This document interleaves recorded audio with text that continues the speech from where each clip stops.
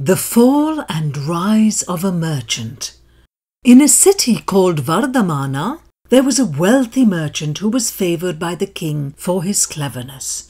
He could go whenever he wished into the palace and was often consulted by the king for royal matters.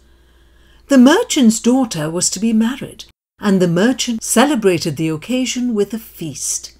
Many noblemen came from far and near to attend the grand feast, and with them came the palace sweeper. When the merchant noticed the sweeper sitting on a seat meant for a nobleman, he became very angry and had his servants throw the sweeper out of his home. The sweeper was furious. "I will not let this poor treatment and humiliation go unpunished," he said to himself.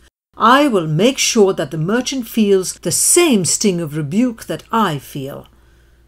The next day, as the sweeper was cleaning the royal chambers, while the king was napping, he spoke aloud, as though he was muttering to himself. "I cannot believe the brazen insolence of this merchant who dares to embrace the queen when the king is not around." The king was not fully asleep and heard these disturbing words.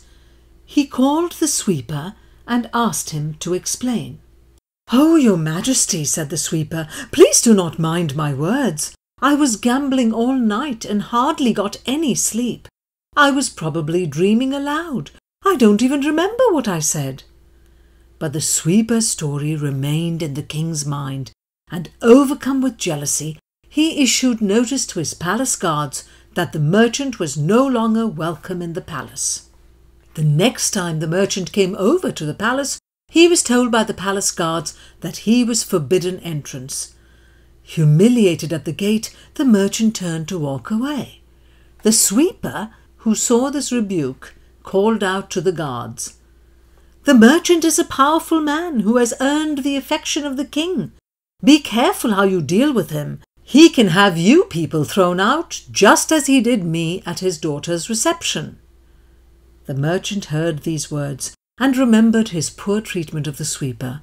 He apologized profusely to the sweeper and called him home for dinner. The sweeper, who had a large heart, easily forgave the merchant. The next day, as the king was napping, the sweeper again muttered loudly, "I cannot believe that this king eats his cucumbers in the toilet. How unsanitary and uncouth that practice is for a man, let alone a royal man." The king was once again not fully asleep, and so he heard these words. He jumped out of his bed and accosted the sweeper and asked him to explain himself. "Oh, your royal highness, please do not take my words seriously. I was gambling all night and hardly slept. I don't even remember the nonsense I said aloud in my dreams that has caused you this distress." The king then realized that the sweeper's words were not to be trusted as truth. He realized that his previous actions to rebuke the merchant were unwarranted and immediately notified the guards that the merchant was welcome and needed in the royal chambers. Soon the merchant returned to his previous high status in the city. He was thankful for the sweeper's assistance and thought, "Pride goes before a fall."